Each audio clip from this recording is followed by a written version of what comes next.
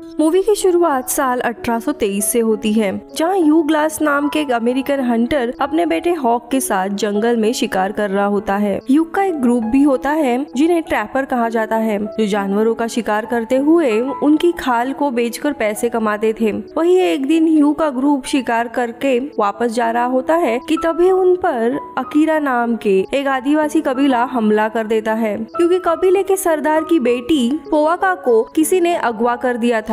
यहाँ पे ह्यू के ग्रुप के काफी सारे लोग आदिवासियों के हमले में मारे जाते हैं, लेकिन ह्यू अपने बेटे हॉक और अपने कैप्टन हेनरी और कुछ लोगों के साथ नाव में बैठकर किसी तरह से बचकर निकल जाता है। लेकिन थोड़ी दूर जाने पर ह्यू कहता है, अगर हमें फोर्ट कियोवा तक पहुँचना है तो हमें नाव से उतरकर जंगल के रास्ते जाना होगा, क्योंकि नदी के रास्ते आदिवासियों के लोग हम पर आसानी से हमला कर सकते हैं। लेकिन जॉन नाम का उनका आदमी मना कर देता है, लेकिन कैप्टन हेनरी के कहने पर जॉन को उनकी बात माननी पड़ती है, जिसके बाद वे सभी लोग नाव से उतर कर जाते हैं और आगे जाने से पहले अपने साथ जो जानवरों की खाल उन्होंने ली थी उन्हें वही जमीन पर दफना देते हैं, ताकि बाद में आकर उसे अपने साथ लेके जाए। लेकिन उनके ग्रुप में से 2 लोग बाकियों से अलग नाव में जाने का फैसला करते हैं, लेकिन अगले दिन उन पर आदिवासी हमला कर देते हैं और उन्हें भी मार देते हैं। इधर ह्यू का ग्रुप थोड़ा आगे जाने पर एक जगह पे रुक जाता है आराम के लिए। वही ह्यू शिकार करने के लिए निकल जाता है, जहाँ पे ह्यू को कुछ भालू के बच्चे दिखाई देते हैं, लेकिन वो उनको कुछ करे उसके पहले ही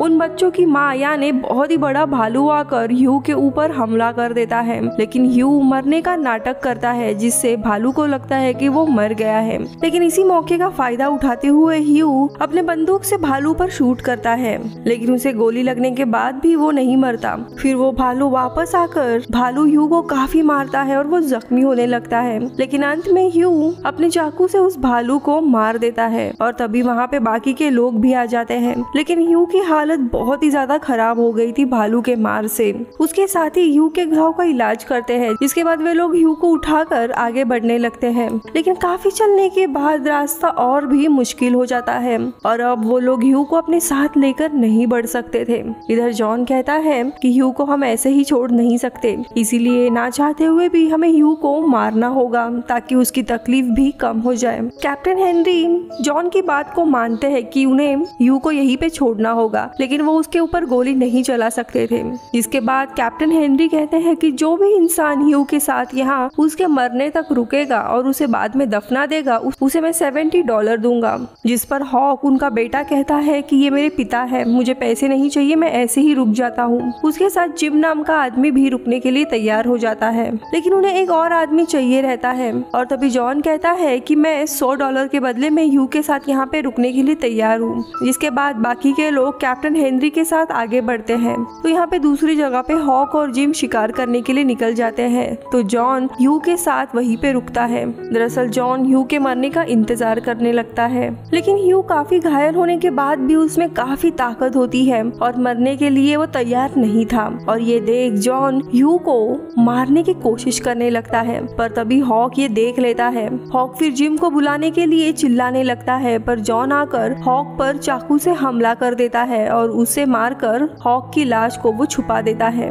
तो वही ह्यू अपने गले में लगे हुए घाव के कारण कुछ भी नहीं बोल पाता और चुपचाप अपने बेटे हॉक को मरते हुए देखता है, लेकिन वो काफी दुखी होने लगता है। वही रात होने पर जिम वापस आ जाता है और जब उसे हॉक नहीं दिखता तभी वो जॉन से हॉक के बारे में पूछता है, मगर जॉन कहता है कि मुझे इसके बारे में कुछ भी नहीं पता। इधर ह्यू जिम को जॉन की असलियत बताने की काफी कोशिश करता है, मगर वो बोल नहीं पाता। इसके बाद अगली सुबह जॉन जिम से झूठ कहता है कि मैंने करीब 20 आदिवासियों को जंगल में अभी अभी घूमते हुए देखा है और हमें ह्यू को छोड़कर आगे चलना चाहिए। जिस पर जिम पहले तो मना करता है, मगर बाद में वो भी जाने के लिए तैयार हो जाता है। जिसके बाद वे लोग ह्यू के आधे शरीर को दफना कर वहाँ से चले जाते हैं। लेकिन वो जाने के बाद काफी मुश्किल से ह्यू को हम देखते हैं वो आसपास की मिट्टी हटाकर अपने शरीर को बाहर निकालता है और रेंगते हुए हॉक की लाश के पास आ जाता है।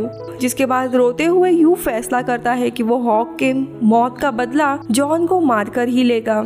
इधर जिम को पता चल जाता है कि जॉन ने उसे झूठ कहा था और इनके बीच में बहस शुरू होने लगती है, मगर बाद में जिम भी जॉन के साथ आगे चलने का फैसला करता है। तो वही दूसरी तरफ ह्यू रेंगते हुए एक नदी के पास आकर पानी पीने लगता है, लेकिन इसी वजह से उसकी जख्म भी खुलने लगती है। मगर ह्यू अपने गले पर थोड़ा बारूद लगाता है और आग जलाकर आग को अपने गले पर रखता है, जिससे उसका खून जो बह रहा था वो रुक जाता है। लेकिन इसमें ह्यू को काफी दर्द होने लगता है, जिसके बाद ह्यू फिर उधर ही रुककर आराम करता है।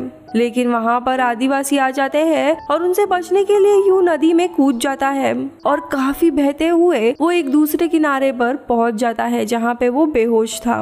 कुछ समय के बाद जब ह्यू को होश आता है तो उसे हेकुक नाम का आदमी मिलता है, जो अपने शिकार में से कुछ खाना ह्यू को खाने के लिए देता है।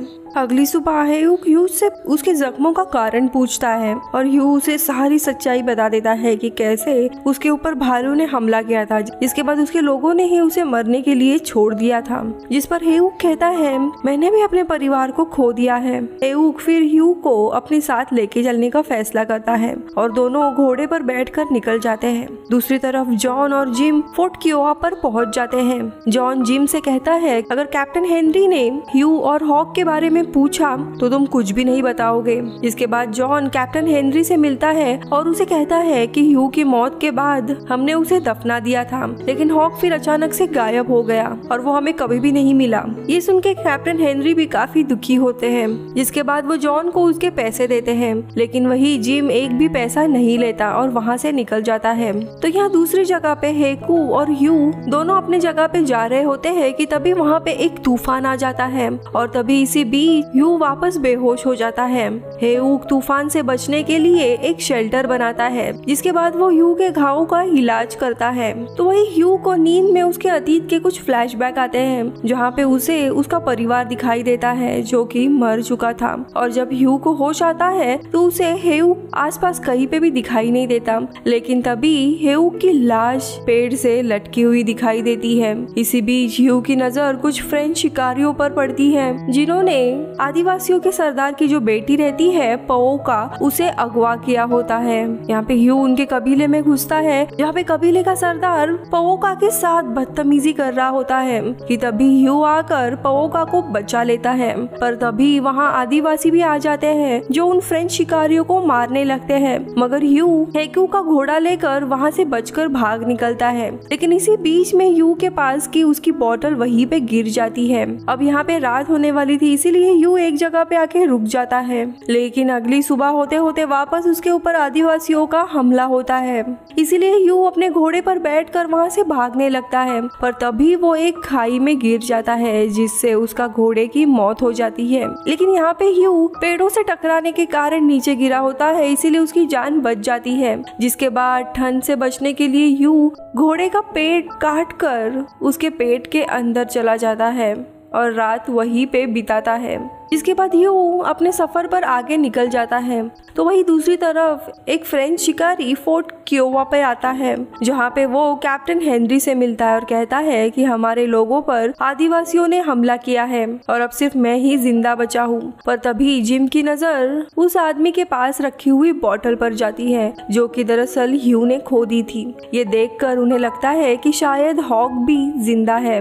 कैप्टन हेनरी फिर लोगों के साथ चलकर हॉक को ढूंढने लगता है, लेकिन उन्हें हॉक कहीं पे भी नहीं मिलता। पर तभी उन्हें ह्यू दिखाई देता है। ह्यू कैप्टन हेनरी को सारी बात बता देता है और ये भी बताता है कि कैसे जॉन ने हॉक को मार दिया था। और तो अब कैप्टन हेनरी को ये बात पता चल जाती है और वो जिम को अरेस्ट करने के ऑर्डर्स देते हैं। पर ह्यू कहता है कि जिम को हॉक की मौत के बारे में कुछ भी पता नहीं था और इसमें उसकी कोई गलती नहीं है। जिसके बाद कैप्टन हेनरी वापस फोर्ट आते हैं, पर तब तक जॉन कैप्टन हेनरी के सारे पैसे लेकर भाग चुका होता है। पर ह्यू को अपना बदला लेना होता है और कैप्टन हेनरी और ह्यू अकेले ही जॉन को मारने के लिए निकल जाते हैं। लेकिन फिर दोनों अलग अलग हो जाते हैं और तभी कैप्टन हेनरी को जॉन दिखाई देता है, लेकिन जॉन अपने बंदूक से कैप्टन हेनरी को मार देता है। पर गोली की आवाज से ह्यू भी वहाँ पे आ जाता है। ह्यू फिर कैप्टन हेनरी की लाश को घोड़ी पर रखता है और आगे चलने लगता है, लेकिन जॉन फिर उन्हें देख लेता है और ह्यू पर गोली चलाता है। जॉन जब लाश देखने जाता है उसे पता चलता है कि ये कैप्टन हेनरी की लाश है और ये ह्यू की एक चाल थी, जहाँ पे उसने कैप्टन हेनरी के लाश को लकड़ी के सहारे आगे बिठा दिया होता है और वो खुद लाश बनकर पीछे बैठा होता है। ह्यू फिर आकर जॉन के हाथ पर गोली चलाता है पर जॉन वहाँ से भाग जाता है, लेकिन ह्यू जॉन को एक नदी के किनारे ढूंढ लेता है, जहाँ फिर उन दोनों के बीच में काफी लड़ाई होती है। यहाँ पे ह्यू जॉन को मारने ही वाला होता है कि तभी वहाँ पे वो आदिवासी दिख जाते हैं। ह्यू को फिर हेयू की कही हुई बात याद आती है कि बदला लेना दरअसल ऊपर वाले के हाथ में है, जिसके बाद ह्यू जॉन को नदी में फेंक देता है, जिसे फिर आदिवासी पकड़ लेते हैं और जॉन को आखिरकार आदिवासियों के हाथे बहुत ही बुरी मौत मिलती है।